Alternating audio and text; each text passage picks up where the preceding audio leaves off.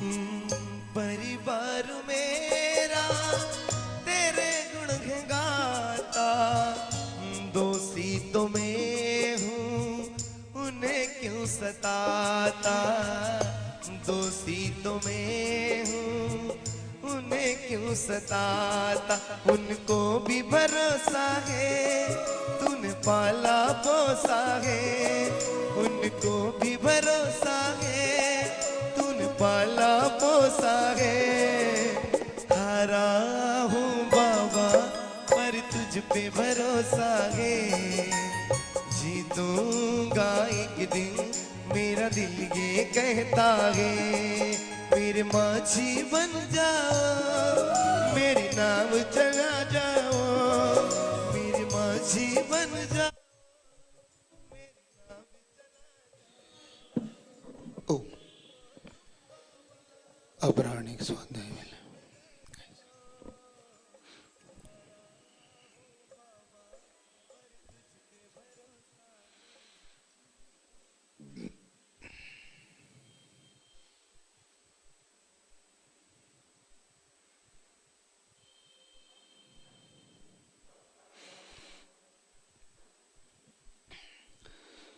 नमो हरिहन्ताणं नमो सिद्धाणं नमो आयर्याणं नमो उज्जयाणं नमो लोय सवसाहुणं। बोले पंच परमेष्टि भगवान की, जगत पूज गुरु विद्यासागर जी महाराज की।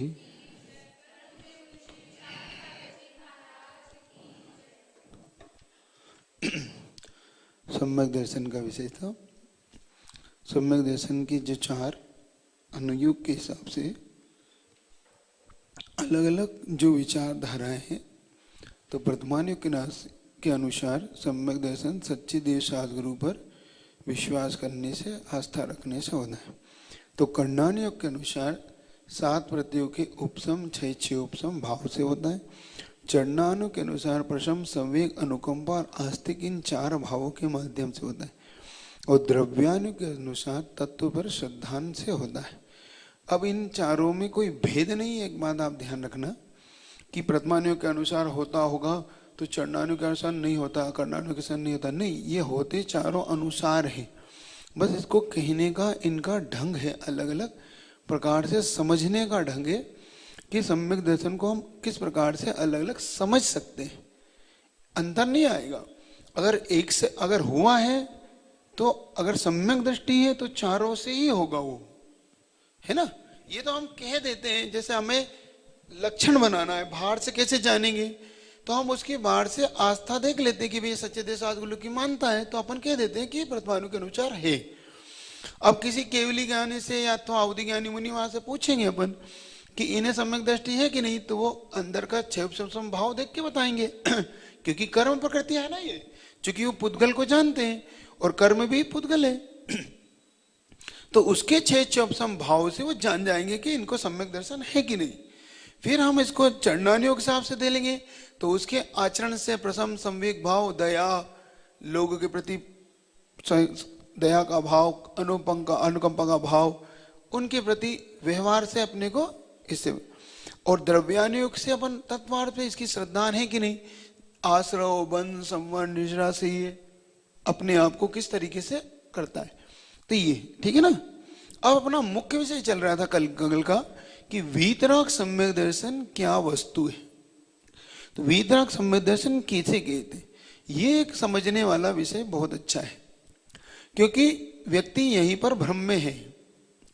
किसी का भ्रम ये है कि पहले वीतराग सम्यक दर्शन होता है, बाद में व्यवहार सम्यक दर्शन होता है, इसलिए वो लोग अपने आप को सम्यक दृष्टि नहीं मानते। उनका मानना है कि आत्मा की अनुभूति पहले होती है, उसके बाद सम्यक दर्शन होता है, जबकि कहीं पे ऐसा कहीं नहीं है कि पहले आत्मानुभूति होती है फिर सम्यक दर्शन होता है। तो उनका जो मानना है कि पहले निश्चय होता है फिर व्यवहार होता है। तो ये यहाँ पर इस भ्रम को मिटाना है, क्योंकि वीतराग सम्यक दर्शन कहो, कल बताया था आपको, वीतराग कहो, निश्चय कहो, शुद्धोपयोग कहो, मुख्य कहो, यथाख्यात कहो, ये सब एकार्थवाचक चलेंगे। हालांकि यथाख्यात 11वें स्थान से होगा, लेकिन फिर भी निचली दशा में इन चारों पांचों के और भी नाम से हम पुकार सकते हैं।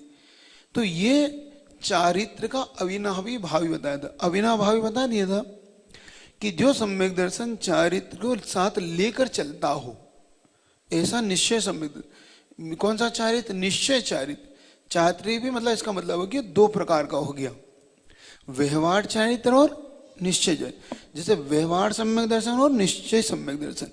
तो व्यवहार सम्यक दर्शन ने अपने समझ लिया कि व्यवहार सम्यक दर्शन किसे कहते हैं। तो व्यवहार सम्यक दर्शन में अपन ने यहाँ पर आत्मानुभूति का कोई लेन देन नहीं होता। व्यवहार सम्यक दर्शन, व्यवहार सम्यक दर्शन का मात्र होता है कर्मों के 6 क्षोभसम भाव से अपनी आस्था किस पे है, 7 तत्व पे हमारा विश्वास कैसा है, प्रथम अनुकंपा आस्तिक रूप हमारा आचरण है कि नहीं। व्यवहार सम्यक दर्शन इसको कहा जाता है। और जब भी होता है जीवन में व्यवहार सम्यक दर्शन ही होता है पहले, है ना। क्योंकि अनादि मिथ्या दृष्टि को कौन सा सम्यक दर्शन होता है? प्रथमोपम सम्यक दर्शन। और वह प्रथमोप सम्यक दर्शन व्यवहार सम्यक दर्शन ही माना जाता है। क्योंकि उस अवस्था में निश्चय सम्यक दर्शन का कोई भी रोल नहीं होता। द्वितीयोपम सम्यक दर्शन जैसे प्रथमोपम होता है, ऐसे द्वितीयोपम होता है। वहां पर जरूर अलग विवक्षा बन जाती, वो यथा समय आपको बता देंगे। क्योंकि द्वितीयोपम के साथ जब वो श्रेणी इत्यादि चढ़ता है तो वहां पर वो शुद्ध उपयोग की भूमिका में होता है। निश्चय सम्यक दर्शन निश्चय चारित्र में होता है, मुख्य रूप से होता है। तो वो सब इसलिए वहां पर बन जाता है। ये आप भान के थोड़ा सा चलना, थोड़ा सा ये विषय है, समझोगे तो धीरे धीरे आपको आ जाएगा। तो राग से रहित, अब राग से रहित अगर देखेंगे अपन तो मुख्य रूप से 11वें गुण स्थान में जाके राग से रहित होता है।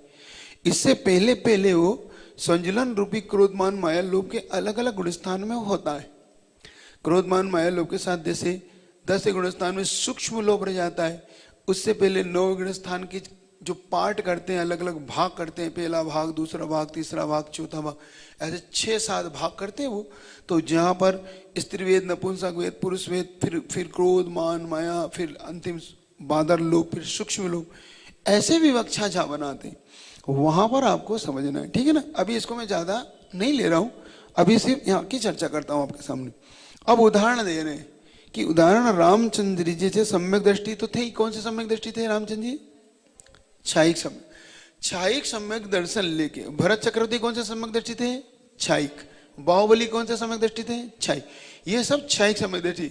और ऋषभनाथ भगवान, आदिनाथ भगवान, छायिक। ये सब छायिक सम्यक दृष्टि जीव की अब आपके सामने चर्चा है। अगर सम्यक दृष्टि का वीतराग ही सम्यक दर्शन होता है या निश्चय सम्यक दर्शन होता है, तो फिर क्या वो देवगति में भी वीतराग सम्यक दर्शन को प्राप्त रह सकता है क्या? क्योंकि छायिक सम्यक दृष्टि तो देवगति में भी थे। नरक में भी छायिक सम्यक दृष्टि होते हैं, तिर्यंच में भी छायिक सम्यक दृष्टि होते हैं, मनुष्य में भी छायिक सम्यक दृष्टि होते हैं। तो चारों गति में छायिक सम्यक दृष्टि पाए जाते हैं। तो चारों गति में जब छायिक सम्यक दृष्टि पाए जाते हैं तो क्या वो वीतराग का अनुभव कर सकते हैं? नहीं कर सकते, क्योंकि 11वें गुण स्थान में वीतराग का अनुभव होता है मुख्य रूप से, जहां पर राग चला जाएगा, मतलब वीतराग का अंश भी नहीं है। चाहे वो दबा है, चाहे नाश को प्राप्त हुआ। 11वें में दबा है, 12वें में छायिक को प्राप्त हुआ है। ये अपने सामने स्पष्ट है। तो अब आपको इसको दिमाग लगाना। तो वो कह रहे हैं कि रामचंद्र जी जब सीता का हरण हुआ तो वृक्ष से, नदी से पूछते हैं मेरी सीता कहाँ है।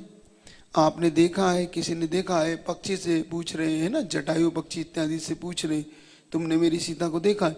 तो क्या कोई सम्यक दृष्टि जीव वीतराग सम्यक दृष्टि ऐसा हो सकता है? जब उसका राग है तभी तो पूछ रहा है, राग नहीं होता तो क्यों पूछता? तो बताना है कि फिर इसका मतलब राग नहीं गया उनका। तो और दूसरी तरफ, एक तरफ तो हो गई ये बात, दूसरी तरफ वो जब वो केवल ज्ञान के लिए मुनि बनकर जब वो ध्यान लगाने लगे, तो जब वो शुक्ल ध्यान से आरूढ़ होने से पूर्व जब वो ध्यान अवस्था में थे, तब पहले तो सीता सीता पूछ रहे हैं, लेकिन जब वो मुनि इत्यादि बनकर वीतरागी हो गए तब वो सीता का जीव 16वें स्वर्ग से आकर जब उनको सीता का रूप धरता है तो वो देख भी नहीं रहे उसको, उनकी तरफ ध्यान भी नहीं दे रहे कि ये आई है या मेरे तरफ मैं इसको देखूं। क्यों नहीं देख रही हो? क्योंकि उसके प्रति अब उनका राग भाव, अब उन्हें सिर्फ ध्यान में केवल ज्ञान के लिए पुरुषार्थ है उनका ये। तो शुद्धोपयोग में लीन हो जाते हैं। तो अब क्यों करता है वो पता ही अपने को कि सीता का जीव सोचता है कि अगर मेरे बिना ये चले गए तो फिर हम दोनों साथ जाएंगे। उसका भाव ये था कि अगले भाव में अपन साथ ही साधना तपस्या करेंगे और फिर एक साथ ही हम मोक्ष को जाएंगे।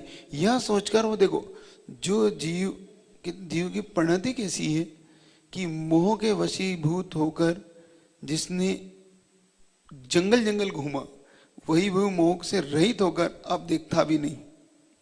वही जीव जो मोह के वशीभूत, मोह को छोड़कर आर्य का बना, वही जीव मोह के वशीभूत होकर फिर उस वीतरागता पे भी उपसर्ग शुरू कर दिया। मतलब विडंबना कितनी गजब की है, राग की परिणति कितनी गजब की है कि जिस जीव को वो चाहता था कि अब तुम आ जाओ, घर आ जाओ, चलो घर चलो, अब परीक्षा हो गई, कि नहीं अब मुझे तो दीक्षा लेना है ना। और फिर स्वयं तो चले गए 16 स्वर्ग, और जब उसने दीक्षा ले ली तो आप उपसर्ग के लिए आ गए, है ना। ये कहलाती है राग की परिणति। तो अब यहाँ पर वीतराग जब शुद्धयोग में विलीन हुए तो वो उनके ऊपर ध्यान करते समय मोक्ष, मतलब उनके उपसर्ग शुरू कर दिया। लेकिन रामचंद्र जी ध्यान से च्युत नहीं होकर उस ध्यान के माध्यम से मोक्ष यानी केवल ज्ञान को प्राप्त करके मोक्ष गए। तो इससे पता पड़ता है कि वीतराग दशा क्या होती है। दोनों दशा है उनके पास, क्योंकि छायक सम्यक दृष्टि जब घर में थे तब भी थे, जब उन्होंने दीक्षा धारण की तब भी थे। क्योंकि छायक सम्यक दर्शन का क्या है, जो एक बार होने के बाद अनंत भव तक भी नहीं छूटेगा। अनंत भव ऐसा मतलब अनंत भव के बाद छूटेगा नहीं, अनंत अनंत मतलब भव का मतलब होता है कभी छूटने, इसकी एंडिंग नहीं है। ये अनंत कैसा है, जिसका एंड ना हो, है ना। युक्तानंत, परितानंत, अनंतानंत अलग अलग इसके, लेकिन उन सब में कहीं ना कहीं एंड हो सकता है। अनंत भी कुछ ऐसी विवक्षा बनाते, लेकिन जिसका अंत हो जाता हो। लेकिन ये कौन सा अंत है जिसका अंत नहीं होता, ऐसा। तो अनंत काल के लिए सिद्ध हो गई, तो इसका मतलब ऐसा नहीं कि आप कहीं लौट के आ जाएंगे, अब नहीं आएगा।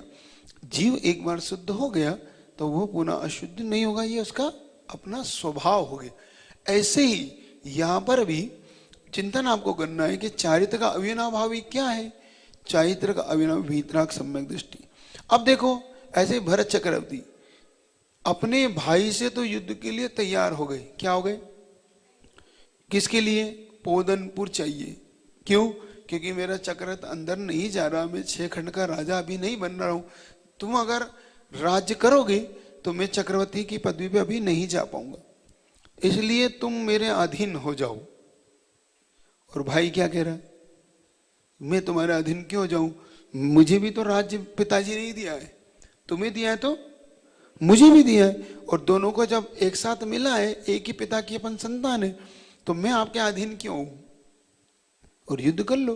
तो युद्ध हुआ, हार गया छायक सम्यक दृष्टि। देखो, और हारने के बाद भी अन्याय पे उतर गए। क्या अन्याय करा, चक्र चला दिया बाहुबली। अन्याय ही तो है, जब आप 3 युद्ध में हार गए थे तो फिर आपको चक्र चलाने की जरूरत क्या थी। ये तो छायक सम्यक दृष्टि क्या ऐसा कर सकता है अगर वीतरागी होता तो। वीतरागी नहीं, इसका मतलब ये कि सराग दशा का, इसीलिए सराग दशा में वीतराग सम्यक दर्शन नहीं हो सकता, ये स्पष्ट है। ये इससे पता पड़ता है अपने को कि वीतराग दशा में छायक सम्यक दर्शन हो तो सकता है और सराग दशा में भी हो सकता है, लेकिन वीतराग सम्यक दर्शन के लिए फिर वीतराग चारित्री चाहिए, मतलब मुनि अवस्था ही चाहिए। ये नियम है। जो लोग ऐसा नियम बनाते हैं कि घर आत्मानुभूति हो के बिना सम्यक दर्शन नहीं होता, उनका ये अपने आप में बहुत बड़ा स्वाध्याय की कमी मानी जाती है कि उन्हें भी स्वाध्याय फिर से एक बार और करना चाहिए, जिससे वो ये जान सके कि वास्तव में वीतराग सम्यक दर्शन किसका अविनाभावी है, किसके साथ होता है। यह है ना, ठीक है, आपको समझ में आ गया कि नहीं। अब तो जब वो सीता की खोज कर रहे थे तब वो सराग सम्यकदर्शी थे। जब मुनि अवस्था में तीनों मन सम्यक दर्शन ज्ञान चारित्र तीनों की एकता से पूर्ण हो गए तब वो वीतराग सम्यक दृष्टि हो गई। इससे सीता के तरह उपसर्ग सहन करते रहे और केवल ज्ञान को प्राप्त किया। ये मतलब इससे क्या समझ में आया अपने को? ये समझ में आ गया कि वीतराग चारित्र के साथ ही वीतराग सम्यक दर्शन का अविनाभाव भाव मतलब होता है। अब आपके सामने अगर प्रश्न आए क्या वीतराग सम्यक दर्शन किसका अविनाभावी है? वीतराग। या क्या वीतराग चारित्र के बिना हो सकता है वीतराग सम्यक दर्शन? तो आपको सही गलत भी बताना पड़ सकता है, नहीं हो सकता। ये आपको ध्यान रखना, ठीक है ना। अब वीतराग चारित्र कब होता है? तो मन वचन काय तीनों ऐसे जब तीनों गुप्तियों से गुप्त हो जाता है। तीन गुप्ती से सहित होने पर मुनि महाराज को भी कब होगा? जब तीन गुप्तियों से सहित होंगे, मतलब सप्तम गुण स्थान की भूमि, छठे गुण स्थान में भी उनका सम्यक दर्शन वीतराग नहीं है, याद रखना। वीतराग मुद्रा तो है बाहर की, लेकिन चारित्र वीतराग अभी वो वाला चाहे जो शुद्धोपयोग के सहित होना चाहिए ना यहाँ पर। अब व्यवहार सम्यक दर्शन और निश्चय सम्यक दर्शन किसे कहते हैं? देखो, शुद्ध जीव आदि तत्वों का श्रद्धान रूप सराग सम्यक व्यवहार सम्यक जानना चाहिए। क्या कह रहे हैं? शुद्ध जीव आदि तत्वों का। अब 7 तत्वों का जो श्रद्धान है वो कौन सा सम्यक दर्शन है? व्यवहार। अब जब वो वीतराग होता है तो उस शुद्ध तत्व का अनुभव करने लगता है। क्या करने लगता है? अनुभूति में आने लगता है। उसे अनुभूति में आने पर ही वो वीतराग चारित्र वाला बनेगा और वीतराग चारित्र वाला ही वीतराग सम्यक दर्शन से युक्त होगा। ये ध्यान रखना, अनुभूति का विषय याद रखना। तो यहाँ पर वीतराग सम्यक निश्चय सम्यक जानना चाहिए और शुद्ध जीवादित्यों का श्रद्धान रूप सराग चारित्र। तो यहाँ पर अनुभूति और उसकी भावना दो चीज होती है। एक होती अनुभूति, एक होती है भावना। तो भावना करने के लिए कहीं मना नहीं किया आपसे। शुद्ध आत्म तत्व की भावना करने के लिए कोई मना नहीं है आपके लिए। शुद्ध आत्म तत्व की भावना और शुद्ध आत्म तत्व की अनुभूति दोनों में अंतर है कि एक है? अलग अलग है। अब विज्ञापन देखना और विज्ञापन की वस्तु हाथ में होना, दोनों में अंतर है। एक जैसे अब भोजन का विज्ञापन आ रहा मान लो टीवी में, तो क्या आपका पेट भर जाता है? लेकिन अच्छा तो लगता है, अरे क्या बेहतरीन है, कितना अच्छा विज्ञापन है, कितनी अच्छी अच्छी चीजें देखो इसमें, नहीं होती? भाई उसे जलेबी बना रहा, जलेबी बता रहा, पेड़े रख रहा, 56 बगैर डिस्क एक डिश रख रहा, ये भी है, ये भी। तो आपको क्या अनुभूति होती? पानी तो फिर भी आता, हाँ जाता है मुंह में, क्या बात है, पानी आने में लोगों को आ जाता होगा, हाँ अब अच्छा लग रहा। तो क्या वो अनुभूति नहीं है? वो एक प्रकार का उसका भावना है कि मुझे भी मिले, मैं भी ऐसे खाऊं, ये खाऊं। और वही विज्ञापन वाला वस्तु आपके घर में बन जाए तब उसको खाते हो, तो विज्ञापन की अनुभूति और अनुभूति एक है? दोनों में अंतर है ना। ऐसे ही हम बता रहे हैं कि वीतराग चारित्र के साथ जो अनुभूति होती है और भावना जो करता है, जब ध्यान करता है, जब ग्रस्त होता है या कोई छठे गुण स्थान में आता, 5वें में, चौथे में, इन गुण स्थानों में भावना करता है मैं जीव शुद्ध तत्वों में शुद्ध हूँ, बुद्ध हूँ, एक निरंजन, एक ज्ञायक स्वभाव, टंकोत्कीर्ण स्वभाव वाला हूँ, लवण खिल्लीवत हूँ, ऐसा जो भावना करता है तो उसे अच्छा तो लगता ही है क्यों बना नहीं, क्योंकि उसको एक अंदर आनंद पैदा होता है अंदर कि देखो मैं भी ऐसा हूं। तो हूं को मतलब ये थोड़ी कि उसको अनुभव में आने लगा। जैसे कभी कभी आपके मन में मान लो गुदगुदी होती, कैसी गुदगुदी होती? मान लो आपको कोई गाड़ी लाना थी, कोई 4 व्हीलर अच्छी बढ़िया आपके मन में थी ये लाना है, अब आपने उसको बुक करा दिया और पता पड़ रहा है कि 8 दिन बाद वो आने वाली है। तो 8 दिन तक आपके मन में कैसा उत्साह आता है? बस कल आ जाएगी, परसों आ जाएगी, अब अच्छा रहा आने वाली है और अब इसमें अपन बैठेंगे। तो अनुभूति नहीं, वो उसके आने का पूर्व का आनंद आ रहा है आपको, ना कि कोई अब गाड़ी का अनुभव। अनुभूति जैसे वो चाबी देगा और जैसे आप लॉक खोल के अंदर बैठेंगे उसकी अनुभूति अलग।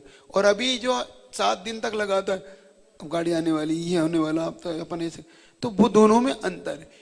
ऐसे ही जब वो सोचता है मैं भी दीक्षा लूंगा, मैं भी ऐसे ध्यान में बैठूंगा, मैं भी ऐसे शुद्धोपयोग का आनंद लूंगा, तो उसके आनंद, उसको आनंद फूटता है कि मैं भी देखो मुनि के समान ऐसे बनूंगा, ऐसे बनूंगा, मैं भी ऐसा परिग्रह का त्याग करके 5 महाव्रत को धारण करके, तो वो अलग विषय है, उसमें आनंद आने एक अलग विषय है। निश्चय से, निश्चय नए का आश्रय लेके, सर्वे शुद्धाऊं शुद्ध नए का आश्रय, शुद्ध नए का आश्रय लेके मैं शुद्ध हूं, ऐसा मानना, क्योंकि उस मानना से ही मान्यता आगे बढ़ती कि हाँ मैं इसके लिए पुरुषार्थ करूंगा।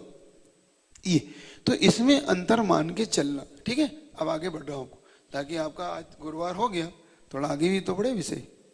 शनिवार को पेपर भी तो है, फिर रविवार, शनिवार को तो दे नहीं, रविवार को तो दे नहीं रहे रविवार का तो होश हो नहीं रहा, शनिवार को ले लिया तो क्या। ठीक है, शनिवार को तो यात्रा भी है ना, तो वैसे ही थक जाओगे आप, वैसे ही दोपहर में कम सोने को मिलता है, और फिर शनिवार को थक गए तो रात ही हाँ, इसलिए है ना। तो सम्यक दर्शन की उत्पत्ति आप देखो, सम्यक दर्शन की उत्पत्ति कितने प्रकार से होती है तो बता रहे हैं, 2 प्रकार से। कैसे, कितने प्रकार से? निसर्गज और अधिगमज। कैसे? निसर्ग का अर्थ होता है स्वभाव, स्वभाव से। अधिगमज का होता है पर उपदेश से, मतलब पर निमित्त से। और निसर्ग मतलब स्वयं पर, स्वनिमित्त से, अपने आप ही उत्पन्न हो। जो पर के उपदेश के बिना जिन बिंब दर्शन वेदना जिन महिमा दर्शन आदि से सिर्फ धर्मोपदेश को छोड़ दो। यहाँ पर 6 हेतु है ना सम्यक दर्शन के, कौन कौन से? जिन बिंब दर्शन, देव दर्शन, देव रिद्धि दर्शन, जिन महिमा, जाति स्मरण, वेदनानुभव और देव रिद्धि दर्शन और धर्मोपदेश, है ना। तो धर्मोपदेश ही पर उपदेश से हो रहा है। बाकी इन्होंने जाति स्मरण को भी स्वकृत ले लिया, क्योंकि स्वयं में हो रहा है ना वो। आदि लिखा है, आदि देखो, ओ हाँ आ सकता है।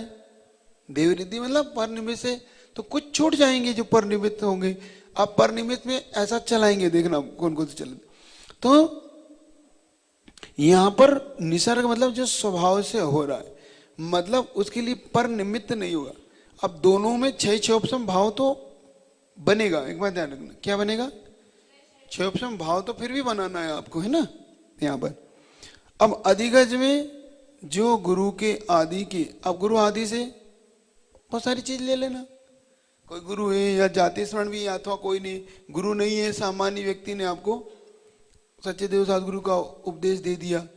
जिनवाणी इत्यादि को पढ़ना, जिनवाणी से भी पर उपदेश ही है ना भाई। जिनवाणी आप पढ़ते पढ़ते आपको समझ आ कि नहीं है तो मिथ्या, तो इसको छोड़ना चाहिए। तो यहाँ पर ये भी पर, तो यहाँ पर ऐसा मान। लेकिन आचार्य महाराज का मानना है कि इसमें स्वयं से जो निसर्ग भाव, तो ये सम्यक दर्शन भी होता है, स्वयं से चारित्र भी होता है। अब उसकी व्याख्या फिर बताऊंगा, अभी नहीं तो लंबा हो जाए, है ना। तो यहाँ पर निसर्ग और अधिगमज कितने हो गए? अब निसर्ग और अधिगमज में अंतरंग निमित्त क्या है? अंतरंग समझ गए? क्योंकि अपने 2 हेतुओं से सम्यक दर्शन होता है, अंतरंग कारण और बाह्य कारण। अंतरंग कारण क्या है? कर्मों का 6 उपसम भाव। बाह्य कारण क्या है? हाँ, देव रिद्धि महिमा, जिन बिंब दर्शन, है ना, जाति स्मरण, धर्मोपदेश, वेदना, ये सब बाहरी निमित्त है। अंतरंग निमित्त अलग होते हैं और बाहरी निमित्त ये। तो यहाँ पर बता रहे हैं इस प्रकार से।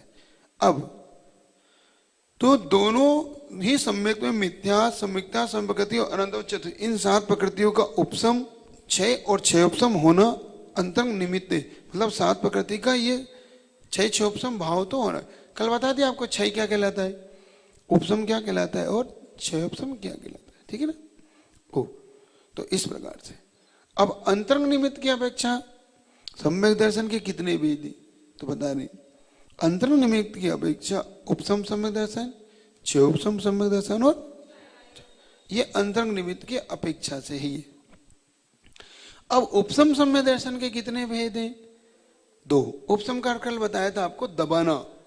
जैसे कचरे को, मिट्टी को आप दबा देते हैं तो वो उपसम भाव को प्राप्त होती है, लेकिन वो निकलती नहीं है, दबाना अलग है। जैसे कि क्रोध को दबाना और क्रोध को दूर करना। दबाने में निकलता नहीं, दब तो जाता है, फिर वो जम के आता है बाहर, एकदम नहीं आता प्रेशर से।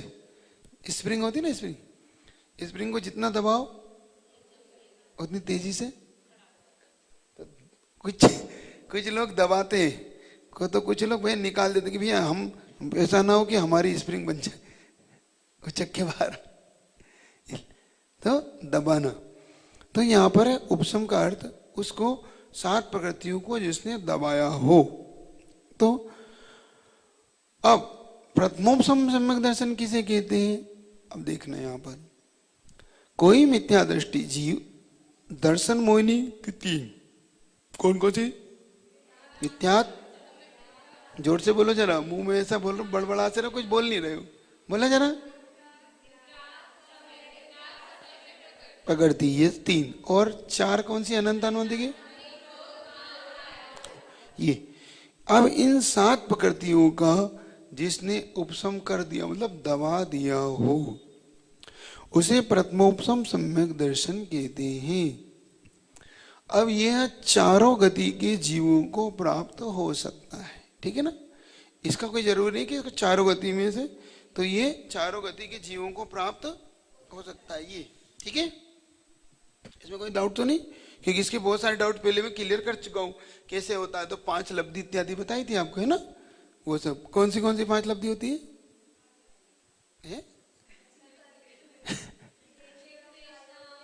पहले क्रम तो सही बोलो। 6 उपशम लब्धि, देशना लब्धि, देशना तीसरी है, फिर विशुद्धि लब्धि, देशना लब्धि, प्रायोग लब्धि और करण लब्धि, ये उसका क्रम है। क्रम चूकोगे तो लब्धि गड़बड़ में पड़ जाएगी, क्योंकि क्रम है इसका, बिना क्रम के मत चलो। तो 6 उपशम लब्धि, विशुद्धि लब्धि, देशन लब्धि, प्रायोग लब्धि और करण लब्धि। इस प्रकार से ये 5 लब्धियों का एक दूसरे से कनेक्टिविटी, एक दूसरे पूर्वक ही होती चली जाती, ठीक है ना। तो जब प्रथमोपशम सम्यक दर्शन होता है तो इन 5 लब्धियों का भी लाभ होता है जीव को, है प्राप्ति। लब्धि का अर्थ होता है प्राप्ति, कि 6 उपशम की प्राप्ति, विशुद्धि की प्राप्ति, देशना की प्राप्ति, प्रायोग की प्राप्ति और कर्ण की प्राप्ति। लब्धि का अर्थ प्राप्ति। तो उसकी विशुद्धि के अनुसार उसे ये सब धीरे धीरे प्राप्ति होती है। तो यहां पर आपको उसी के अनुसार लगा लेना है, ठीक है। अब देखो, तो अब अंत की करण लब्धि से सम्यक दर्शन की भूमिका बनती। 4 लब्धियों में तो भव्य अभव्य दोनों प्रवेश कर जाते हैं। जरूरी नहीं कि 4 लब्धि होने पर ये होता ही हो, ये ध्यान रखना। भव्य अभव्य, तो अभव्य को भी हो जाता है 4 लब्धि तो, और भव्य को भी हो जाती है 4 लब्धि, लेकिन जरूरी नहीं कि इसकी सम्यक दर्शन उनको प्राप्त हो। तो 4थी लब्धि तक तो दोनों जाते। 4थी लब्धि में जब अपन रेस करेंगे तो अभव्य तो कुछ दूरी पर छूट जाएगा, भव्य आगे बढ़ जाएगा। जब वो उस दूरी तक पहुंच जाएगा तो नियम से फिर वो 5वीं लब्धि का पात्र हो जाएगा। फिर कर्ण लब्धि को अदाकर्ण, अपगर्ण और अनिवृत्तिकर्ण परिणामों के साथ वो आगे बढ़ेगा। जब अनिवृत्तिकर्ण परिणाम में पहुंचेगा तब वह अब अंतर्मुख के लिए कर्मों को अंतःकरण करता हुआ फिर प्रथमोपशम सम्यक दर्शन को प्राप्त करेगा। यहां पर वो 3 टुकड़े कर लेगा। जैसे ही सम्यक मिथ्यात्व इधर नष्ट हुआ, उधर सम्यक दर्शन की प्राप्ति, और उसने 3 टुकड़े कर लिए। अब वो कोदे का उदाहरण देते हैं, चावल को दलते ना तो उसके 3 टुकड़े होते। 3 मतलब ऊपर का छिलका, ललाई और चावल, 3 चीजें रहती है उसके अंदर। ऊपर देखो छिलका होता है, चावल के ऊपर नहीं होता, और फिर एक अंदर लाल लाल ललाई होती है। तुम्हें सीधा सीधा व्हाइट मिल जाता है तो इसलिए तुम्हें समझ में नहीं आता कि इसमें और कुछ भी होता है क्या। लेकिन इसके अंदर और कुछ भी होता है जो तुम्हें, इसके लिए वो उसका उदाहरण देते हैं आचार्य। तो यहां पर जो दे रहे हैं मिथ्यात्व की ये 7 प्रकृतियों का, इसलिए उसे प्रथमोपशम सम्यक दृष्टि कहते हैं। ये इसका काल है अंतर मुहूर्त। कितना काल है इसका? ये पहले से 4थे गुण स्थान में भी होता है, पहले से 5वें में भी होता है, और पहले से 7वें में भी होता है ना। फिर 7वें से 6ठे में आता तब होता है। भूलना नहीं इस चीज को, क्योंकि पहले से छठे गुण स्थान में सीधा प्रवेश किसी को नहीं मिलता, चौथे से भी छठे में सीधा प्रवेश नहीं मिलता, पांचवें से भी छठा नहीं मिलता, चौथे पहला और पांचवा इनसे सीधा सातवें में प्रवेश मिलता है उसको। है ये याद रखना, ये विषय चूक नहीं जाना, गड़बड़ नहीं करना, ठीक है। तो यहां पर वो जब अब द्वितीयोपम सम्यक दर्शन किसे किए थे, अभी तो प्रथमोपम सम्यक दर्शन, ये किसे हुआ, मिथ्या दृष्टि को हुआ, ठीक है ना। ये सम्यक दृष्टि को प्राप्त नहीं होता, ये किसे प्राप्त होता है, कौन सा सम्यक दर्शन, ये याद रखना, क्योंकि आगे जाके द्वितीयोपम सम्यक दृष्टि को प्राप्त हो रहा है। क्या द्वितीयोपम सम्यक दर्शन सम्यक दृष्टि को प्राप्त हो रहा है, कौन से सम्यक दृष्टि को, क्षयोपम सम्यक दृष्टि को, क्योंकि क्षयिक को तो जरूरत है ही नहीं, उपसम को प्रथमोपम को प्राप्त होगा नहीं, प्रथमोपम सम्यक से द्वितीयोपम सम्यक एक साथ नहीं बना सकता वो, प्रथमोपम से फिर क्षयोपम सम्यक दृष्टि बनता है, फिर वो अंतर्भूत विश्राम करके चार प्रकार के आपने देखे हैं वो कैसे कैसे बढ़ता है वो, फिर प्रथमोपम सम्यक का एक अंतर्भूत, फिर क्षयोपम सम्यक दृष्टि, फिर एक अंतर्भूत विश्राम करता है, फिर वो द्वितीयोपम सम्यक दर्शन की योग्य भूमिका बनाता है। या आप देखना उसको पढ़ा हो तो गुण स्थान में पढ़ लेना, आपको पता पड़ जाएगा कि ये क्या था। अब आप लोग सब भूल गए, चले कोई बात। तो क्षयोपम सम्यक दर्शन के अनंतर जो उपसम सम्यक दर्शन होता है, अनंतर का मतलब बाद में, है ना। अनंतर का मतलब ये नहीं कि उसके बिना, अनंतर का मतलब होता है बाद में। क्षयोपम सम्यक दर्शन के बाद में जो सम्यक दर्शन होता है उसे कौन सा कहते हैं, द्वितीयोपम सम्यक दर्शन कहते हैं। यहाँ पर 7 प्रकृति का उपशम हो जाता है, मतलब या तो दबा देता है अथवा उसे दबा। सप्तम गुण स्थानवर्ती मुनि यदि उपसम श्रेणी चढ़े तब उसे क्षयिक सम्यक दर्शन या द्वितीयोपम सम्यक दर्शन की आवश्यकता होती है। मतलब ये क्या हुआ, इसका मतलब हुआ कि वो मुनि को ही होता है, ये बात हुई, ठीक है ना। अन्य आचार्य के मत के अनुसार द्वितीयोपम सम्यक दर्शन चतुर्गुण स्थान से सप्तम गुण स्थानवर्ती क्षयोपम सम्यक दृष्टि प्राप्त करता है। तो इससे अपन ने ये लगाया था कि कोई द्रव्यलिंगी मुनि है, बाहर से तो मुनि है और अंतरंग में उसका चतुर्गुण या पांचवा गुण स्थान है।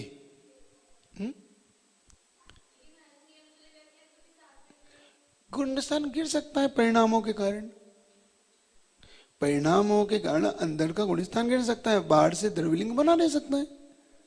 बाहर से तो वीतराग मुद्रा है और श्रमण धर्म का पालन है, पीछे की मंडल भी है, अंदर में विशुद्धि घट गई, परिणाम विकृत हो गए, परिणामों में गड़बड़ी हो गई, तो उनके परिणाम होने से उनका गुण स्थान गिर गया। गुण स्थान गिरने से अब बाहर से तो बना हुआ है, तो ये मान के चलना कि जैसे ही वो मान लो विशुद्धि बढ़ाई उन्होंने और विशुद्धि बढ़ा के, तो वो उस समय फिर द्वितीयोपम सम्यक, क्योंकि क्षयोपम सम्यक दृष्टि तो है ही वो भी, तो क्षयोपम सम्यक दृष्टि थे चतुर्गुण स्थान में, और जैसे विशुद्धि उन्होंने बढ़ाई तुरंत सप्तम गुण स्थान के योग्य उन्होंने द्वितीयोपम सम्यक की योग्य भूमिका बना के सप्तम गुण स्थान प्राप्त करके श्रेणी चढ़ गए। ये तो यहां पर ये कहना चाह रहे हैं, ऐसा लगाना। तो यहां पर उसी टीका से बात बनेगी अपनी, क्योंकि कहीं भी और भी वर्णन अगर चतुर्गुण स्थान में दिया तो बताना पड़ेगा कैसे होगा, वो क्या कारण है। विश्व योजना तो हो जाती है, इसमें विश्व योजना अलग आएगी, वो बता देंगे आपको किस प्रकार से विश्व योजना करता है, अनंतानुबंधी की वो अलग है ना।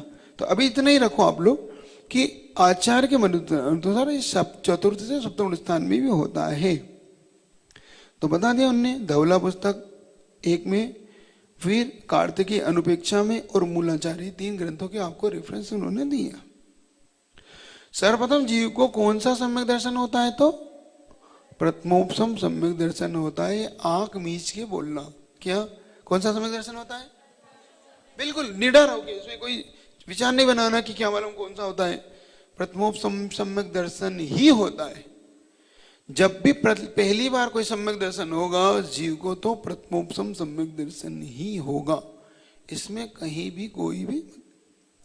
प्रथमोपम और द्वितीयोपम सम्यक दर्शन प्राप्त का स्वामी अब कौन है, स्वामी समझ गए, स्वामी यानी पात्र कहो, स्वामी कहो, उसका अधिकारी कहो, योग्य कहो, उसकी योग्यता किसके पास है तो बताए। प्रथमोपम सम्यक दर्शन के लिए संगी पंचेंद्रिय पर्याप्तक गर्भ या उत्पाद जन्म वाला मिथ्या दृष्टि प्राप्त करता है। चारों गति वाला हो सकता है, संगी होना चाहिए, पर्याप्तक होना चाहिए, गर्भ या उत्पाद जन्म वाला हो और मिथ्या दृष्टि हो, सम्यक दृष्टि नहीं हो। कौन सा हो? हाँ, ये भी याद रखना। तो मिथ्या दृष्टि जीव प्रथमोपम सम्यक दर्शन प्राप्त, संगी पंचेंद्रिय सम्मूर्छन जन्म वाले प्राप्त नहीं कर सकते, ये याद रखना। क्योंकि उन्होंने गर्भ जन्म की जो शर्त लगाई है, क्योंकि जन्म कितने प्रकार के हैं? 3, गर्भ, सम्मूर्छन जन्म, गर्भजन्म और उत्पाद। सम्मूर्छन गर्भोत्पादा जन्म, याद करो सूत्र को, है ना। तो जन्म के 3 भेद, सम्मूर्छन जन्म, गर्भ जन्म और उत्पाद जन्म। फिर गर्भ के अलग है, अंडज वगैरह ये भेद और कर देते हैं वो, है ना। जरायु जांडज नाम पोता, जरायु जांडज पोता नाम गर्भ। फिर गर्भ के 3 भेद कर देते हैं, जरायु, अंडज और पोत। फिर वहां पे अलग अलग व्याख्या बन जाती है ये। तो प्रथमोपम सम्यक दर्शन के लिए अनादि मिथ्या 5 प्रकृति का उपसम करता है एवं सादि मिथ्या 5, 6, 7 का। अब द्वितीय सम्यक दर्शन किसे होता है बता रहे, इसे क्षयोपम सम्यक दर्शन वाला मुनि अथवा चौथे से 7 गुण स्थान वाला क्षयोपम सम्यक दृष्टि कर भूमि के मनुष्य ही प्राप्त करते, भू भूमि के मनुष्य से प्राप्त नहीं करते। मतलब देवों में भी किसी अपेक्षा से जब वो मरण करके जाता है तब होता है, बाकी अपेक्षा में देव में नहीं होता, नरक में भी नहीं होता, तिर्यंच में भी नहीं होता, मात्र ये मनुष्य गति में इसकी उत्पत्ति होती है, ये याद रखना, ठीक है। द्वितीय सम्यक का उत्पत्ति का पात्र कौन है? मनुष्य है। चतुर्थ से सप्तम स्थानवर्ती मनुष्य, वो भी कौन? कर्म भूमि, भोग भूमि नहीं। ये शर्त याद रखना आप लोग, क्योंकि कर्म भूमि का ही मनुष्य इसके योग्यता रखता है, भोग भूमि का मनुष्य इसकी योग्यता नहीं रखता। ये तो अब प्रथम सम्यक द्वितीय सम्यक में अंतर बता रहे हैं। प्रथम सम्यक के पहले पढ़ते हैं अपन, धर्म का प्रारंभ इसी सम्यक दर्शन से होता है, क्योंकि बिना सम्यक दर्शन के धर्म कर्म कितना भी करो किसी काम का व्यर्थ ही होता है, मात्र पुण्य का आश्रय कराता है, किसी प्रकार से कर्म की निर्जरा में कार्यकारी नहीं होता। और यहाँ पर धर्म के प्रारंभ होने के बाद होता है, क्योंकि ये क्षयोपम सम्यक दर्शन होने के बाद होता है, ये है ना। ये कब होता है? ये सम्यक दर्शन ये मिथ्या दशा में होता है प्रथम सम्यक दर्शन, और दूसरे समय सम्यक दर्शन दशा सम्यक दृष्टि को होता है, दोनों। फिर यह चारों गति में होता है, और यह मात्र साधु के अथवा चौथे से 7 गुणस्थान वाले मनुष्य के होता है, ठीक है। फिर यह 4 से 7 गुणस्थान तक होता है, और ये 4 से 11 गुणस्थान तक होता है, क्योंकि यहाँ पर शर्त लगा दी उन्हें 4 से 7। 7 समझ में आ गया?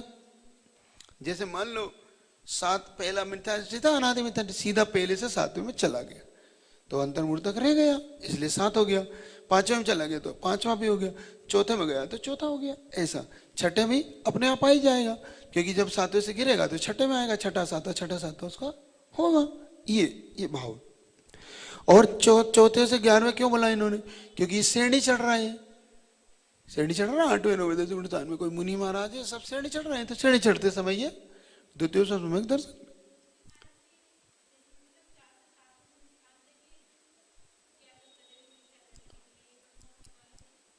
चार से 7वें दिनों मिथ्या दृष्टि है, अब उसने 4-7 प्रकृतियों को दबा दिया, तो दबा के प्रथम सम्यक दर्शन प्राप्त कर लिया, तो प्राप्त करते चौथा गुणस्थान बन जाएगा, क्योंकि अभी उसका व्रत इत्यादि नहीं है, अविरति है, तो 7वें में ऐसे बन जाएगा ना।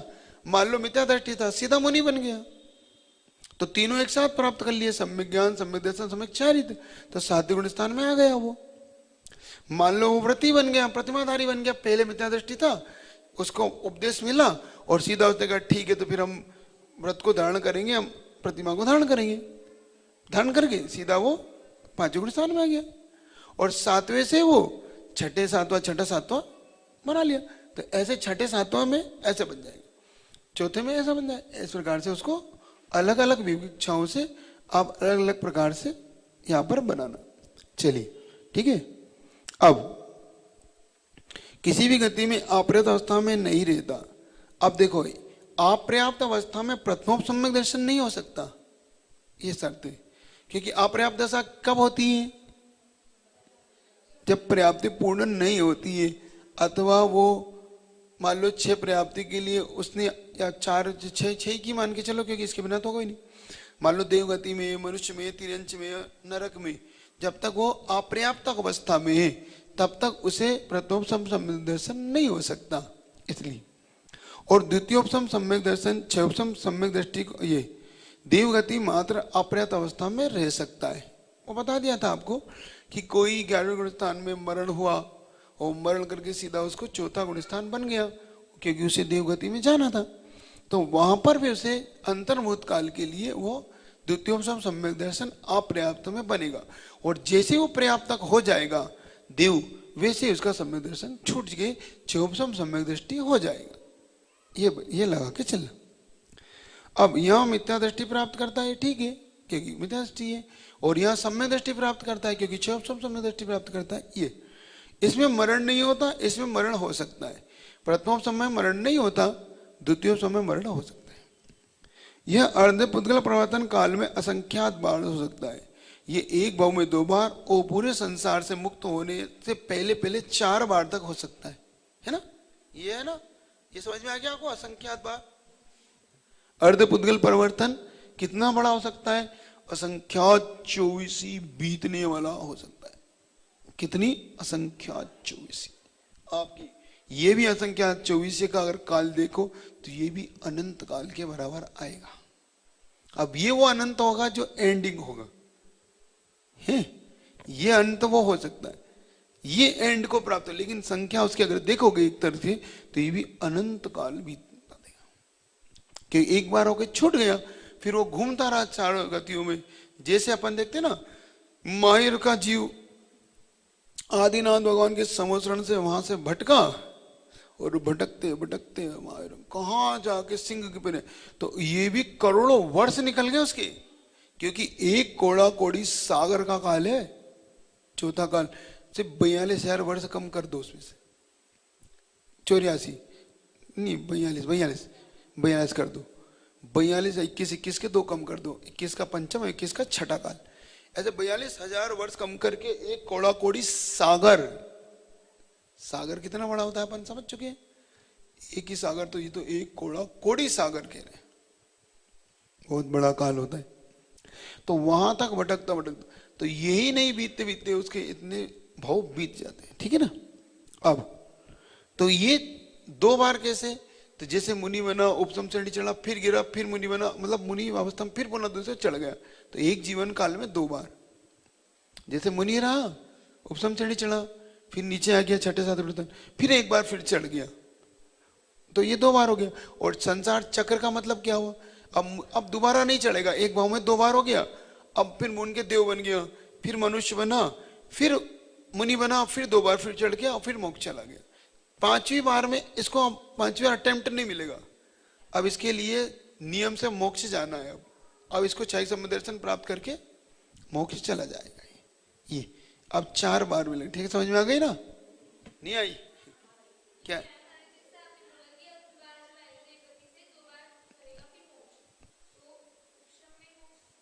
उपसम से थोड़ी जाएगा, सुन तो लो। तो मैंने एक बार चीज ये भी तो बोली कि 6 सम्यक दर्शन करेगा, आपने नहीं सुना? कोई बात नहीं, फिर से सुनो। वो आया देवगति से, मनुष्य बना, मुनि बना, मुनि कर्मभूमि का मनुष्य बना, फिर मुनि बना, 8 वर्ष अंतर बाद मुनि बन गया। मुनि बनने के बाद फिर उसने अपना मुनि बन के 2 बार फिर श्रेणी चढ़ा, फिर नीचे आया, फिर उसने 6 सम्यक दर्शन प्राप्त किया, फिर छपक श्रेणी चढ़ा और मोक्ष चला गया। चलो हो गया पौने 7, इतनी रख लो। पूछना कुछ तो जल्दी। तो इस प्रकार से पौने 7 बज गए। तो आप अगली बार से इसको याद रखेंगे, ये चीज आपके लिए आएगी। कल 6 सम्यक दर्शन का आएगा विषय, तो इसको आप पूछेंगे। चलो महाराज जी, पुलकित जैन सहारनपुर से चरणों में बारंबार नमोस्तु। महाराज जी, मेरी शंका है कि मेरा मन जाप पूजा इत्यादि में नहीं लग पाता, जितना भी प्रयास करूं पर नहीं हो पाता, इसके लिए क्या अभ्यास करूं?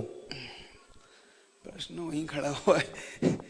देखो, बहुत बार बताया, आपको मन नहीं लगेगा तो उसको लगाना है। अगर मन नहीं लगता है आपको तो उसको लगाना पड़ेगा आपको। ये तो मन का काम तो यही है। आप कितना ही पुरुषार्थ करो, अच्छे काम में लगता कहाँ है वो? उसमें लगाना पड़ता है आपको, उसको जबरन करना पड़ता है। जैसे आप अन्य काम में मन लगाते हो, क्योंकि संस्कार वैसा ही है।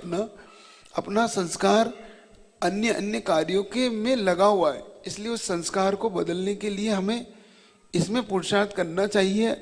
पहले भी बहुत बार प्रश्न यही आपने करे और वही मैंने उत्तर दिया। आप उस रिकॉर्डिंग को बार बार सुना करो कि मन का काम तो यही है, वो आपको अच्छे काम में लगने नहीं देता, अच्छे काम के लिए आपका मन बनने नहीं देता, बनता भी नहीं, वो बनता बिगड़ और जाता है। ऐसा होता है कि अब कहाँ फंस गए, कहाँ उलझ गए, हम कहाँ जाप करने बैठ गए, हम कहाँ पूजा करने बैठ गए, ऐसी ठंड है, ये है वो है। लेकिन लगाओ तब लगता है, धीरे धीरे फिर वो उसके अनुकूल होने लगता है। कुछ जैसे बच्चे को आप तमाचा मार के नहीं भेजते, जाओ पढ़ने जाओ, फिर डरा के भेजते, कभी चॉकलेट दे के भेजते, कभी कोई लालच दे के भेजते, तुम्हें मोबाइल देंगे, कभी साइकिल देंगे, तुम्हें कपड़े दिलाएंगे, तुम जाओ स्कूल जाओ। फिर धीरे धीरे जाने लगता है, वो जाके भी बैठने लगता है, पढ़ने लगता है, पढ़ते पढ़ते फिर धीरे धीरे उसका मन लगने लगता है। ऐसे मन का काम। महाराज जी, मितुल जैन सहारनपुर से चरणों में बारंबार नमोस्तु। महाराज श्री, आजकल की जनरेशन बाहर पढ़ने के लिए जाती है और देखा जा रहा है कि उनमें धर्म की प्रभावना कम होती जा रही है। उन बच्चों के अंदर धर्म की आस्था और प्रभावना बने और उनका भविष्य भी ऐसा उज्जवल हो, ऐसा हमें क्या करना चाहिए? अब अपने सामने दो विषय होते हैं। एक विषय है बच्चे का भविष्य, उसे हम गौर नहीं कर सकते।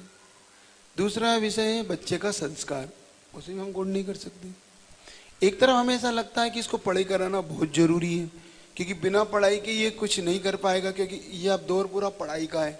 भाई डॉक्टर बने, इंजीनियर बने, सीए बने, या नहीं बने तो एक अच्छा व्यवसायिक बने, कुछ भी बने, क्योंकि बिना पढ़ाई के आज कुछ नहीं होता। ये भी बिल्कुल सत्य है। लेकिन एक तरफ माता पिता इस बात को क्यों भूल जाते हैं कि अगर वो ये बनने के बाद अगर संस्कारवान नहीं बन पाया तो वो आपका आपको कभी साथ में रखने का कभी मन नहीं बनाएगा। लेकिन माता पिता इस बात को गौर करते, पढ़ाने के लिए भेजते, फिर वो शादी करके घर आता है अथवा वो वहीं रह जाता है।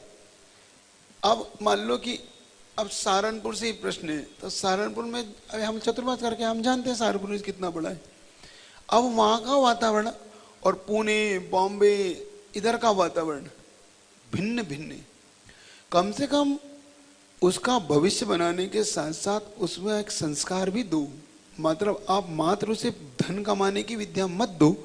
आचार्य महाराज कहते हैं धन करी विद्या नहीं होना चाहिए, मतलब धन के लिए पढ़ाई नहीं होना चाहिए, पढ़ाई के साथ साथ कुछ उसमें अपना आचरण भी होना चाहिए। मान लो अगर वो वहां जाकर स्मोकिंग करता है, ड्रिंक करता है और अन्य चीजों में उलझ जाता है, सप्त व्यसन में अगर उलझ गया वो और फिर माता पिता के पास नहीं लौट के आएगा तो माता पिता की स्थिति क्या होगी अंत में, ये सोचने वाली बात।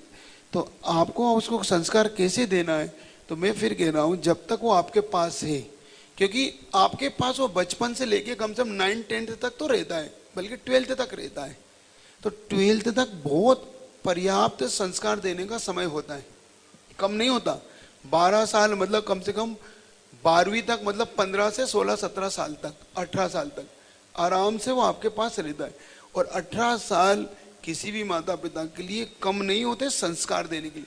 भले ही वो थोड़ा सा लगता जरूर है कि हमने 18 साल दिया और ये बिगड़ सा रहा है, नहीं, कहीं ना कहीं वो उसके जहन में रहता है और वो लौटता है। जब उसको कहीं पता पड़ता है कि मैं गलत राह पे हूँ तो लौटता है, ये ध्यान रखो। तो आप उसको अभी से संस्कार दो। अगर आपको घर भेजने का मन है, आपको अगर पढ़ाई का मन है उसका, तो आचार्य महाराज का कहना है कि संस्कार के साथ उसको पढ़ाई दोगे तो नहीं। जैसे आचार्य से इसलिए तो प्रतिभा स्थली की रचना की है कि ये बच्चियों की सुरक्षा, भविष्य की सुरक्षा, और वहां पर वो 12th तक भी पढ़ लेंगी तो आगे के लिए फिर उनका सुरक्षा अपने आप हो जाएगी। महाराज जी, ममता जैन सहारनपुर से चरणों में कोटि कोटि नमन। हे भगवान, मेरी जिज्ञासा है, नंदीश्वर द्वीप में क्या 28 में ही पूजन करने आते हैं और बाकी के दिनों में क्या वहां के मंदिर खाली रहते हैं? 28 से तो एक विशेष पर्व का दिन है, इसलिए तो यहाँ नियामक रूप से आते हैं। विशेष दिनों में वो अपने अपने अलग अलग देवता लोग अपने अपने हिसाब से आते जाते रहते हैं। ऐसा नहीं कि सिर्फ 28 आते हैं। जैसे आप लोग मंदिर प्रतिदिन आते कि नहीं है? आते हैं, लेकिन विशेष पूजा कब करते हैं? 28 है, 10 लक्षण है, पर्व है या कोई विधान है, करते हैं। ऐसे ही देवलोग विशेष तौर से चारों निकाय के देव सशर्त 24 घंटे वहां पूजा करते हैं। बाकी यूं सामान्य से देवों का आवागमन वहां लगा रहता है, पूजा इत्यादि करते रहते हैं। ये महाराज जी, सरदना से एक जिज्ञासा है कि महाराज स्त्री आहार देने में सलवार सूट यदि शुद्ध रहता तो उसमें क्यों नहीं दे सकते? साड़ी ही क्यों जरूरी है? किसी भी चीज की एक मर्यादा होती है, उसका एक ड्रेस कोड होता है। जैसे कि आप धोती दुपट्टे में दुकान क्यों नहीं खोल लेते? आप धोती दुपट्टे में रिश्तेदारों के क्यों नहीं चले जाते? शादी में पहन के क्यों नहीं चले जाते? तो उसका एक ड्रेस कोड है आपका, कि वो आपको जो शोभा जहां देता है वही शोभा देता है। तो इससे आपका एक ड्रेस कोड होता है। सलवार सूट कोई ड्रेस कोड नहीं है आहार देने का, पहली बार। उसमें मर्यादाओं को दिखाई नहीं देती उसमें, और साड़ी इत्यादि में मर्यादा दिखाई देती है। एक सौम्यता दिखती है उसके अंदर की आहार देने के लिए। नहीं तो ये सब सलवार सूट में इत्यादि में आते ही ये सब सारा अव्यवस्थाएं फैल जाएगी। कम से कम आप साड़ी में अपने आप को व्यवस्थित रखते हैं, बचाते हैं कि भैया कम से कम चलो हम शुद्ध हैं, नहीं तो ये पता ही नहीं पड़ेगा सलवार सूट में। और मैं तो कहता हूँ साड़ी में भी आपको ड्रेस कोड एक ऐसा होना चाहिए कि ये साड़ी देख के ही कह दे कि ये महिला शुद्धि में है, ये महिला आहार देने के लिए तैयार होके आई है, ऐसा। अब रंग बिरंगे आप लोग पहन लेते हैं, उसमें पता ही नहीं पड़ता कि ये मंदिर में आए हैं कि ये शुद्धि के कपड़े पहने आहार देने के लिए अथवा सामान्य कपड़े पहने। ये भी एक होना चाहिए। हर जगह तो ऐसी व्यवस्था बनाई थी महाराज जी ने, प्रमाण सागर जी वगैरह ने, कि उन्होंने एक ड्रेस कोड बना दिया था कि जो भी साड़ी इसी साड़ी में आहार दे, ताकि दूसरा व्यक्ति अपने आप ही बच जाता है कि नहीं नहीं देखो शुद्धि में। अब यूं आपस में आपको टच होते रहते हैं, क्योंकि पता ही नहीं पड़ता कौन शुद्धि में कौन। तो एक ड्रेस कोड होता है किसी भी चीज का। ये बात अलग है कि आप ड्रेस कोड मानते नहीं, लेकिन कम से कम आहारदान इत्यादि में, धोती दुपट्टे में सबका एक ड्रेस कोड है और अच्छा लगता है। महाराज जी, प्रीति जैन सहारनपुर से चरणों में बारंबार नमोस्तु। गुरुदेव, मिथ्यात्व में सातिशय मिथ्यात्व से सीधा मुनि बनते हैं क्या? कृपया करके मार्गदर्शन दीजिए। हाँ, सातिशय मिथ्या दृष्टि का मतलब होगी जो अतिशय से सहित। सातिशय मिथ्या दृष्टि का मतलब होता है जो शीघ्र अब अंतर्मुहूर्त या कुछ फल में ही सम्यक दृष्टि की प्राप्ति होती। तो अगर वो अनादि मिथ्या दृष्टि है तो भी मुनि बन सकता है। अगर वो क्षोभसम सम्यक दर्शन से गिरा है, अभी 3 प्रकृतियों की उसने उद्वेलन नहीं की है, तो भी वो सीधा सप्तम स्थान को प्राप्त कर सकता है। इसमें कोई वो नहीं। नमोस्तु। चलिए जाप कर ले। प्रथमो सम्यक मरण नहीं का मतलब होता है कि जिस जीव ने प्रथमो सम्यक दर्शन प्राप्त किया है वह उसका आयु कर्म इससे पहले निर्जरा को प्राप्त नहीं होगा। मतलब वो सम्यक दर्शन अंतर्मुहूर्त का काल है इसका। अब अंतर्मुहूर्त का मरण नहीं होगा।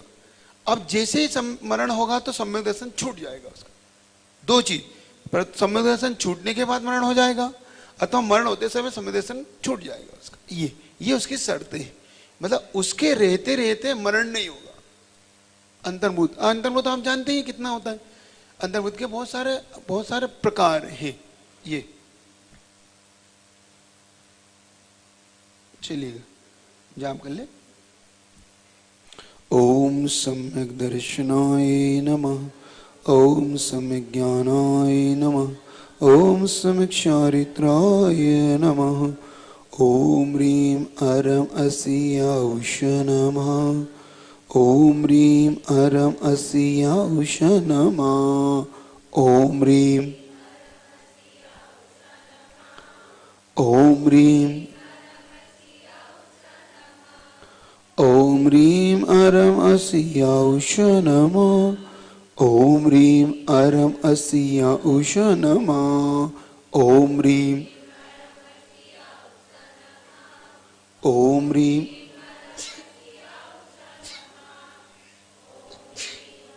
अस्याउष नमः, ओम ह्रीं अरम अस्याउष नमः, ओम ह्रीं ओम ह्रीं ओम ह्रीं अरम अस्या उषा नमः ओम ह्रीं अरम अस्या उषा नमः ओम ह्रीं ओम ह्रीं ओम ह्रीं अरम अस्या उषा नमः ओम ह्रीं अरम अस्या उषा नमः ओम ह्रीं ओम ह्रीं ओम ह्रीं अरम अस्या उषा नमः ओम ह्रीं अरम अस्या उषा नमः ओम ह्रीं ओम ह्रीं ओम ह्रीं अरम अस्या उषा नमः ओम ह्रीं अरम अस्या उषा नमः ओम ह्रीं ओम ह्रीं ओम ह्रीं अरम अस्या उषा नमः ओम ह्रीं अरम अस्या उषा नमः ओम ह्रीं ओम ह्रीं ओम ह्रीं अरम अस्या उषा नमः ओम ह्रीं अरम अस्या उषा नमः ओम ह्रीं ओम ह्रीं ओम ह्रीं अरम अस्या उषा नमः ओम ह्रीं अरम अस्या उषा नमः ओम ह्रीं ओम ह्रीं ओम ह्रीं अरम अस्या उषा नमः ओम ह्रीं अरम अस्या उषा नमः ओम ह्रीं ओम ह्रीं ओम ह्रीं अरम अस्या उषा नमः ओम ह्रीं अरम अस्या उषा नमः ओम ह्रीं ओम ह्रीं ओम ह्रीं अरम अस्या उषा नमः ओम ह्रीं अरम अस्या उषा नमः ओम ह्रीं ओम ह्रीं ओम ह्रीं अरम अस्या उषा नमः ओम ह्रीं अरम अस्या उषा नमः ओम ह्रीं ओम ह्रीं ओम ह्रीं अरम अस्या उषा नमः ओम ह्रीं अरम अस्या उषा नमः ओम ह्रीं ओम ह्रीं ओम ह्रीं अरम अस्या उषा नमः ओम ह्रीं अरम अस्या उषा नमः ओम ह्रीं ओम ह्रीं ओम ह्रीं अरम अस्या उषा नमः ओम ह्रीं अरम अस्या उषा नमः ओम ह्रीं ओम ह्रीं ओम ह्रीं अरम अस्या उषा नमः ओम ह्रीं अरम अस्या उषा नमः ओम ह्रीं ओम ह्रीं ओम ह्रीं अरम अस्या उषा नमः ओम ह्रीं अरम अस्या उषा नमः ओम ह्रीं ओम ह्रीं ओम ह्रीं अरम अस्या उषा नमः ओम ह्रीं अरम अस्या उषा नमः ओम ह्रीं ओम ह्रीं ॐ ह्रीं अरं अस्याउषा नमः। ॐ ह्रीं अरं अस्याउषा नमः। ॐ ह्रीं ॐ ह्रीं ॐ ह्रीं अरं अस्याउषा नमः। ॐ ह्रीं अरं अस्याउषा नमः। ॐ ह्रीं ॐ ह्रीं ॐ ह्रीं अरं अस्याउषा नमः। ॐ ह्रीं अरं अस्याउषा नमः। ॐ ह्रीं ॐ ह्रीं ॐ ह्रीं अरं अस्याउषा नमः। ॐ ह्रीं अरं अस्याउषा नमः। ॐ ह्रीं ॐ ह्रीं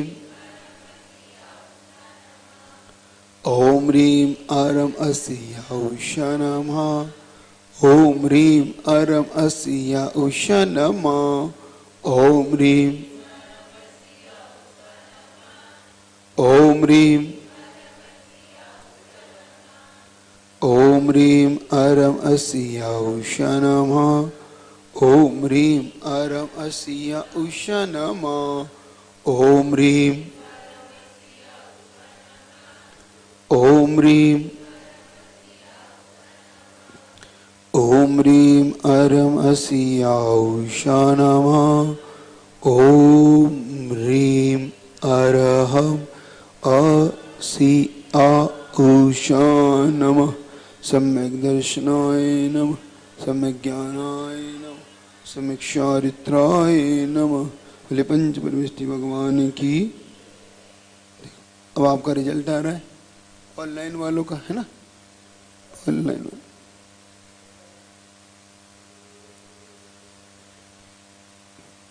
पहले बाहर वालों का दे रहा, ऑनलाइन वालों का। थर्ड है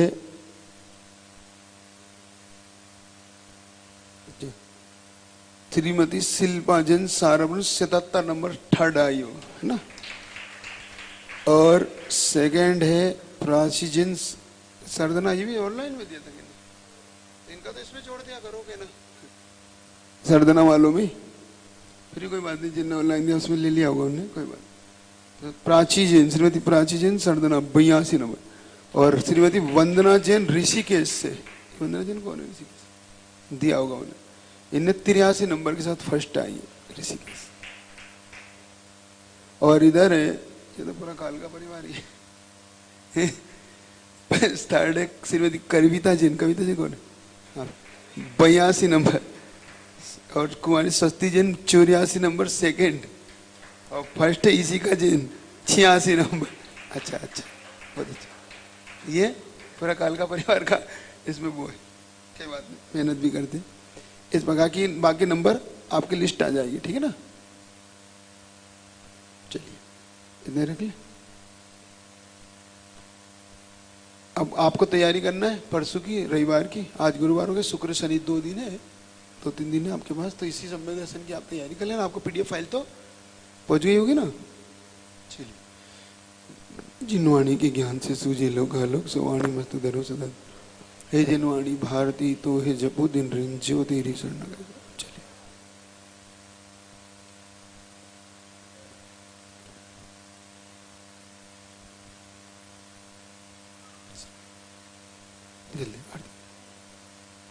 बोले संश्रमणी आचार्य गुरु विद्यासागर जी महामुनिराज की। बोले परम पूज्य वीर सागर जी, विशाल सागर जी, धवल सागर जी महाराज की। ये रहा। स्वर्ग से सुंदर सपनों से प्यारा हे गुरुवर का द्वार। स्वर्ग से सुंदर सपनों से प्यारा हे गुरुवर का द्वार। बना रहे आशीष आपका आए गुरु के द्वार। गुरु का द्वार न छूटे, चरण की छाँव न छूटे।